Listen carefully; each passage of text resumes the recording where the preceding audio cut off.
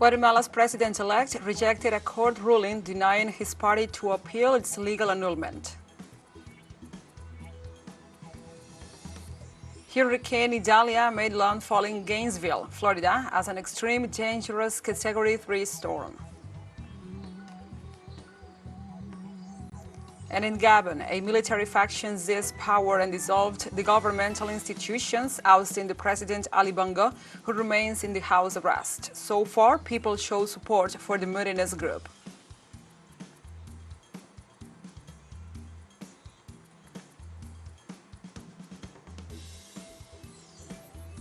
Hello, from the headquarters of TeleSUR English in Havana, Cuba. This is From the South. I'm your anchor, Gladys Quesada, and these are the news. On Tuesday, the Guatemalan Court of Appeals denied the action with which the Semilla movement of President-elect Bernardo Arévalo sought to stop Judge Freddy Orellana's order to suspend the party. According to Arévalo, the appeal intended to show that the Special Prosecutor's Office Against Impunity and Judge Orellana were acting against the electoral law in what the president-elect described as an illegal political persecution against him. However, the members of the chamber unanimously denied the appeal. The temporary suspension of the Semilla movement by the electoral authorities is a new stain for the electoral process in Guatemala, where uncertainty is growing 4 months before the inauguration of the new ruler. However, according to Semilla's lawyer, Juan Guerrero, the party is shielded by a resolution of the Supreme Court, which ordered not to suspend a political organization at least until the end of the electoral process next October 31st.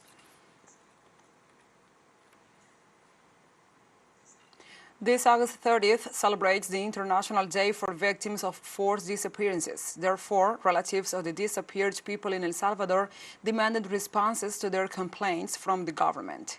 By means of public activities, including a street gallery with 35 photographs of missing persons exhibited in the main squares of San Salvador, the capital of the country, the searching bloc for missing persons has once again demanded concrete actions and the consolidation of a search process from the Attorney General's Office of the Executive.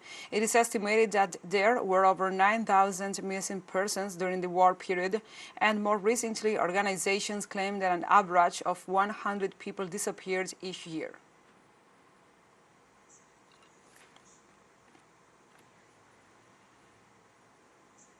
The president of Brazil, Luiz Inácio Lula da Silva, assured that with the expansion of the BRICS bloc, the world is no longer the same. This was stated during the first broadcast of this week's Talk with the President program after his return from his tour through Africa, while reviewing the results of the Johannesburg summit held last week, in which 6 new countries were invited to join in. The Brazilian president confirmed that power relations in the world have changed. As an example, he explained that the G7 has gone from having 44% of purchasing parity to 29%, while the now powerful Global South bloc has 32%. The BRICS became more powerful, stronger, more important. I don't think the world will be the same after the economic discussions, because today the BRICS are stronger than the G7. In 1995, they had 44% of the GDP of purchasing power. Now the BRICS have 32% of the so-called purchasing parity, against 29% of the G7. It has changed. We are changing the international negotiating basis. In Argentina, Labor Minister Raquel Olmos called on labor unions to monitor and identify companies that do not comply with measures announced by the Economy Minister Sergio Massa. She also informed that fines will be applied to companies that do not honor the payment of a 60,000 pesos bonus, equivalent to a little more than 4,000 euros for workers. In statements to different radio stations, the head of the ministerial portfolio made clear that those who receive the benefit will not be able to buy dollars, as she offered more details on the measure supported by officials and mayors and questioned by the opposition. The minister also recalled the origin of the emergency that forces to take these palliative actions. The price index is going up, and that rise is the result of the devaluation imposed by the International Monetary Fund due to the debt contracted with the fund during Mauricio Macri's administration. What we are doing with this amount to be paid in 2 months is that this increase in the price index, in the case of lower income workers, will not have to be absorbed by these workers, but will have the help of an additional income. In Chile, by decree of the President Gabriel Boric, 2 days of national mourning are in force as from Wednesday in honor of the late leader of the Communist Party of Chile, the PCCH, Guillermo Teillier. In a message from La Moneda, Boric highlighted his devotion to Chile during all his life and his tireless effort to build a more just society.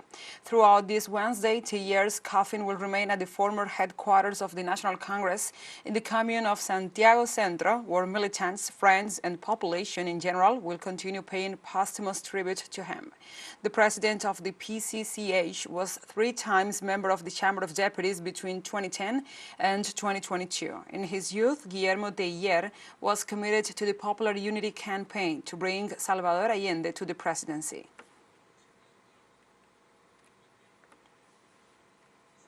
And on Wednesday, the Chilean government launched the National Search Plan for the detainees disappeared during the military dictatorship of Augusto Pinochet between 1973 to 1999. This ceremony will take place on the occasion of the International Day of Victims of this Crime Against Humanity. Thousands of Chilean men and women have a family member who is still missing, and not only have they been able to have a burial, a farewell as every person deserves, as every person aspires to be able to give a farewell to a loved one, but also in many cases they do not know the truth. They do not know in what circumstances their relative were arrested and disappeared or executed. And in many cases, justice has not been achieved for those who perpetrate these terrible crimes against humanity.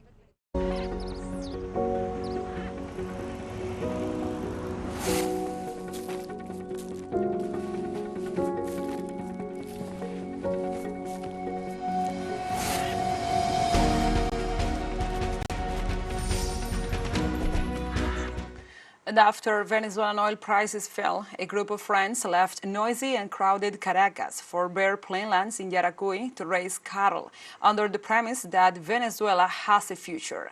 Since that moment, they turned an abandoned land into green crop fields and became self-reliant while helping others. In this new episode of the series Venezuela on the Move, Adriana Sibori and Jesus Romero tells us their story. Let's see. It's always hot in Venezuela, and these cattle are especially adapted to hot climates. Some are pure breed, known as Gyr, and others are crossbreeds of 2 types of cattle, called Girolando. Carlos came to this multifunctional farm years ago. He used to live between buildings and the heavy traffic of the capital city. I didn't know what agriculture was. I was in the suburbs doing masonry work and other things. I met some friends and they invited me to rescue this land. We started planting corn, sweet potatoes, and then little by little we learned about cattle raising, because we didn't know anything about that. First we had a cow, then 2, and so on. Currently, there are 120 animals, 25 of which are exclusively for milking. From them, they obtain a very good quantity of milk. This type of work makes them love their land unconditionally. I have met friends who have traveled to Colombia, Peru, Chile, and I have family outside of Venezuela. But I do not change my Venezuela for any other country. Venezuela is Venezuela, and Venezuela has a future. If it's about the future, Frank finds it here. To manage production, they hire more staff according to every season's requirements. Every worker has a salary every day. Being unemployed now is a terrible sin. This cooperative has been created and run by its members who, with the help of their families, have managed to grow crops, including feed for the cattle, while tractors continue at full speed. When we came in here, it was bare. And you are already seeing more or less what we have done in 16 years. Whatever is left, we use it for investment. The investments are for a genetic improvement project for small and medium-sized producers. Almost 2 decades ago, this project started with state financing. We are the same, with oil prices at 100 and with oil prices at zero. At zero, meaning no foreign currencies. Today in 2023, in spite of the crisis, the blockade, in spite of so many circumstances that have been affecting us here in the country, we are already 100% self-sufficient. Very proud of the work. They tell us that everything produced here contributes to national food security and is also for self-consumption. The fields where Las Tres R's cooperative is located are part of one of the Venezuelan states that was founded by Ezequiel Zamora in 1859, an independentist that vindicated countrymen's rights. Jesús Romero era nacido en TeleSUR, Yaracuy, Venezuela. Let's take a short break, but remember you can join us on TikTok at TeleSUR English, where you will find the news in different formats, news updates and more. Other stories coming up. Stay with us.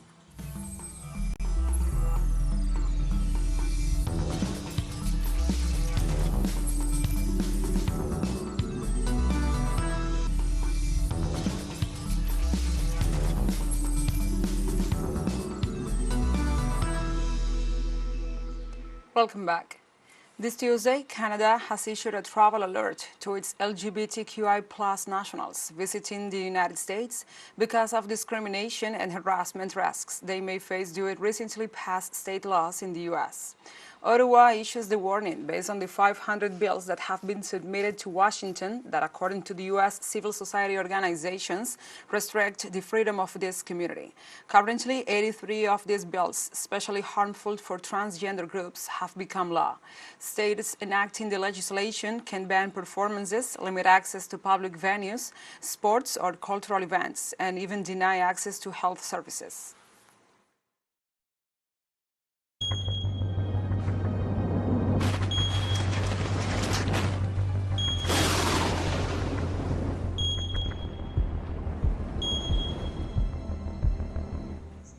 In other topics, Hurricane Idalia slammed into northwest Florida as an extremely dangerous Category 3 storm early Wednesday, as officials warned of catastrophic impacts, including storm surges of up to 5 meters. Authorities in the southern U.S. state described Idalia and its potentially deadly high surging waters as a once-in-a-lifetime event for Florida's northwest coast, ordering mass evacuations and issuing flood alerts. The U.S. National Hurricane Center said Idalia, which earlier raked western Cuba, was packing maximum sustained winds of approximately 215 kilometers per hour as it made landfall around 7:45 a.m. in Florida's marshy Big Bend area. Unlike most other coastal regions in the state, Big Bend, located along the arc of the Gulf of Mexico, does not have barrier islands. In the Philippines, at least 48,000 people were displaced due to the passage of Super Typhoon Saola through the extreme north of the Philippines. The National Emergency Center reported that the eye of the Super Typhoon crossed the Luzon Strait early on Wednesday morning between the Philippine archipelagos of Babuyan and Batanes, with sustained winds of 195 kilometers. According to the agency, the Super Typhoon has destroyed at least 19 bridges and 28 public roads. Its passage is confirmed to have caused damage to houses near rivers that overflowed in the northern provinces of Isabela and Cayenne on the island of Luzon. Saola is expected to become a severe tropical storm as it approaches the Chinese coasts. In Italy, hundreds of migrants cramped in the Lampedusa island were transferred mainland to relieve congestion as the migrant reception center in that island. Italian authorities are transferring the military planes some 1,800 people from the temporary shelter on the island of Lampedusa to the mainland. The shelter, with a capacity for 400 people, had reached over 4,000 in recent days, following the arrival of tens of small boats. Lampedusa suffers a strong migratory pressure that local authorities judge unsustainable. The last landing took place this Wednesday when patrol boats of Guardia di Finanza and the Frontex group boarded boarded a 15-meter fishing boat carrying 270 immigrants, including a woman and a minor, in waters near the coast. According to those who landed, the boat sailed yesterday from Zuara in Libya, and each of them would have paid 3,500 Libyan dinars from the crossing. They will be Bengali, Egyptian, Moroccan, Pakistani, and Syrian migrants. Italy has experienced an increase in migrant arrivals, with more than 113,000 so far this year, twice as many as last year.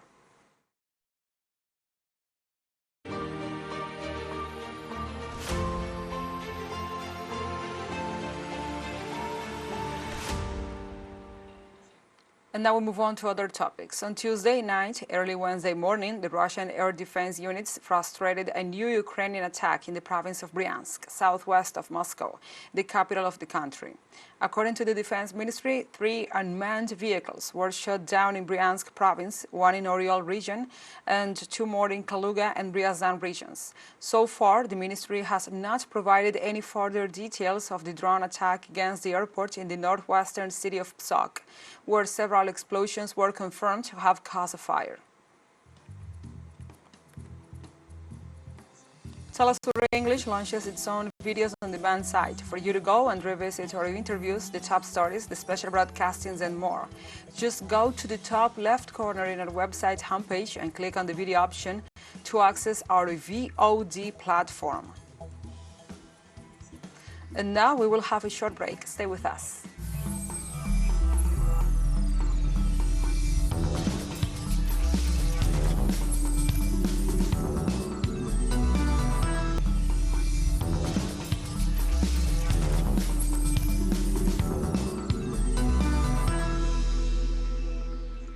Welcome back. On early Wednesday morning in Gabon, a group of military personnel calling themselves as members of a committee for the transition and restorations of the institutions seized power and dissolved governmental institutions. The military ousted the president Ali Bongo, who inherited the power from his father Omar Bongo. In a televised address, the troops denounced that the elections of August 26 were not transparent, credible, nor inclusive. They also announced the closing of the borders, the dissolution of all the institutions of the republic, including the Senate, the Assembly, and the Constitutional Court. The coup leaders informed that Bongo remains with his family and confirmed the arrest of 7 people, among them Nureddin Bongo, the son of the president. All of the detainees are accused of high treason against the institutions, corruption, and financial embezzlement. And now let's know a little more about Gabon, a former colony of France. Located in the western shores of Central Africa, Gabon borders Guinea, the Republic of the Congo, Cameroon, and Equatorial Guinea, with a territorial extension of about 268,000 square kilometers and a population of 2.1 million, and its capital city is Libreville. Gabon, a former French military colony, possesses abundant rare materials as uranium and magnesium, and also has a growing agriculture and tourism. However, its main economic sector is oil production and export. Gabon's oil industry initiated in 1931 after the discovery of several oil deposits in the vicinities of Libreville. The Central African nation became a full member of the Organization of Petroleum Exporting Countries, OPEC, in 1975, but terminated its membership in 1995 to rejoin the organization on July 1st, 2016. Despite the 1991 Gabonese constitution establishes that a president must serve for a 7-year term, the former president Omar Bongo Ondimba ruled the nation for 41 years, until his son Ali was elected after his death in 2009, ensuring the Bongo family a 55-year dominance in the nation, being a pillar of French neocolonialism in Africa.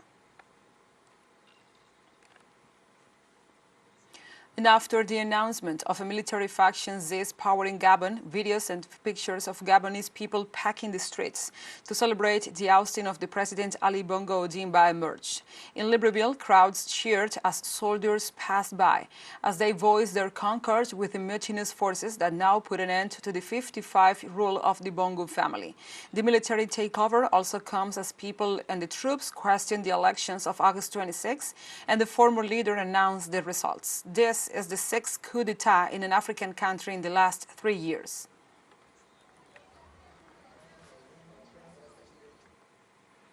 And the city of Toledo, in the heart of mainland Spain, is hosting this Wednesday the informal meeting of European Union defense ministers. The recent crisis in Gabon, Niger, and the conflict in Ukraine topped the morning agenda. The High Representative of the European Union for Foreign Affairs and Security Policy, Josep Borrell, has referred to the situation generated over the last few hours in Gabon, stating that they will meet to address it. The European Union's top diplomat anticipated that the Gabonese military actions could bring instability to the region. By its nature, the European Union Defense Ministers' meeting is not a decision-making body, only issuing recommendations. And we have come to the end of this news brief. But remember, you can find this and many other stories on our website at telesurenglish.net. And also, if you feel so inclined, please join us on social media for all the latest news. We are on Facebook, X, Instagram, Telegram, and TikTok. For TeleSUR English, I'm your anchor, Gladys Quesada. Thank you for watching.